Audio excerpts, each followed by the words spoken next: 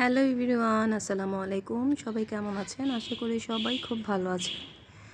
So আজকে অন্য একটি ব্লগ নিয়ে ছোটো একটি ব্লগ নিয়ে এসেছি।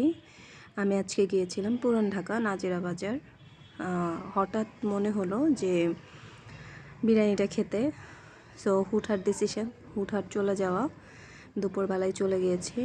সো দেখলাম যে একদম গরম গরম পাতিল তারা করেছে।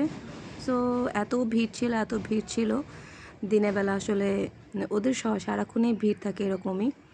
সো সিট পাচ্ছিলাম না। আমি খাবার পেয়েছি, সো নিয়ে বসে পড়েছি। তো দেখতেই পাচ্ছেন আমি অলরেডি খাবার স্টার্ট করে দিয়েছি। আমার কাছে ভালোই লাগে। পুরান ঢাকার হঠাৎ খেতে ইচ্ছে করলে আমি এখানে চলে যাই। এটা কিন্তু হচ্ছে অরিজিনাল হাজির বিরিয়ানি। এইটাই হচ্ছে 1 নাম্বার এরপরে হচ্ছে এর পাশেই একটু সামনের দিকে যেতে দেখলাম যে বিউটির লাচ্ছি। সো আমি এটা অনেক নাম শুনেছি।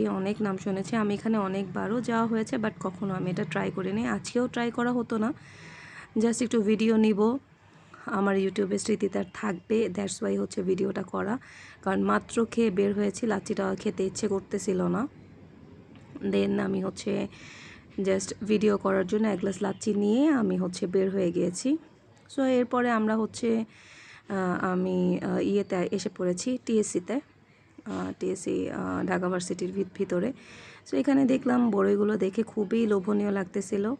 তো বড়ইগুলো খাচ্ছিলাম, নিয়েছি আর হাঁটতেছি আর খাচ্ছি। আর এখানে হচ্ছে আমি ঢাকা ভার্সিটির ভিতরে পুরো অল্প করে যেই কি বলে জায়গাগুলো, সেগুলো আমি একটু ভিডিও করার চেষ্টা করতেছিলাম। এখানে আসলে আমার প্রায় আসা হয়।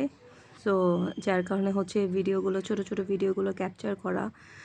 সো আবার কবে আসি না আসি, যেহেতু আমি খুব রিসেন্ট বাইরে যাচ্ছি।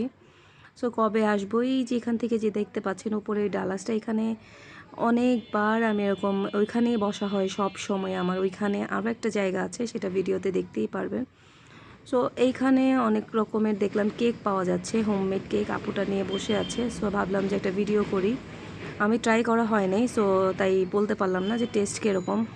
এখানে হচ্ছে কিছু অর্নামেন্টস সেল করতেছিল, ছোট অর্নামেন্টস। সো এখানে আসলে কিন্তু অনেক রকমের শপিংও করা যায়। সো আমি করিনি। আমার আসলে এই জায়গাটায় আসলে খুব ভাল লাগে, মনটা না শান্তি হয়ে যায় এই জায়গাটা আসলে। আমার যদি খুব বেশি মন খারাপ হয়, আমি এইখানটায় চলে যাই, এটার ভিতরে যাই, এটার ভিতরে গিয়ে ঘুরি, বসি। আমার খুব ভাল লাগে। আমি এখানে টাইম কাটাইতে আসলে গাছপালা সব কিছু মিলে এখানকার যে এনভায়রনমেন্টটা থাকে, পরিবেশটা থাকে, আসলে কেউ কারো দেখে ওইভাবে দেখার নাই, কেউ কারো দেখে ওইভাবে ফলো করার নাই।